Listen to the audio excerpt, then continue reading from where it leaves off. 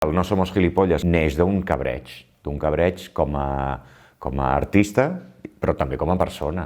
El context pandèmic ens ha despullat, a tots. Han passat moltes coses en molt poc temps i això ha estat un reflexe de com som, en el fons, de com ens comportem en situacions límit com aquesta.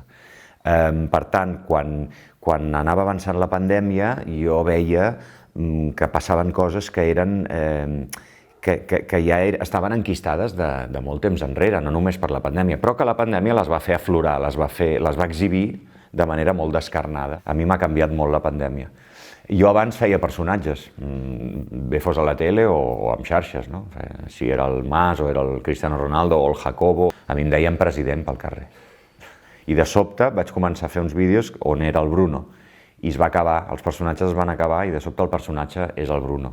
És el Bruno Oro que parla sobre l'actualitat, que la critica i que em fa comèdia també, no? Amb aquesta marca està clar que arribo a més gent, perquè abans jo era més conegut a nivell local, a nivell de Catalunya, no? Per les meves feines a TV3, però està clar que ara, amb aquest any i mig, dos de la pandèmia, ha canviat això. Ha canviat, he arribat a un públic més ampli i amb un producte més personal, més meu, exclusivament meu, perquè això és que vaig començar a escriure els meus monòlegs a casa i a dir, hosti, no us sembla increïble això que està passant? Al final és això el que he fet, no he fet res més, és quilòmetre zero total, és bueno, bonito, barato. Al final és algú que explica una història i que fa riure a través d'unes coses que ens inquieten a tots. Això és més vell que el anar a peu. La llibertat d'expressió ara està a la UCI i això ho dic al llibre.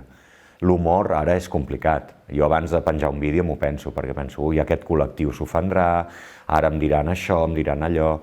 I en aquest llibre no m'he censurat, que penso coses de diversos temes, des de l'assassinat del Samuel fins al nacionalisme, fins al procés, fins a la mandra que hi ha en aquest país, la burocràcia, la classe política. A mi m'encantaria fer cine, perquè el cine aglutina el que a mi m'agrada fer, que és escriure i compondre música, no?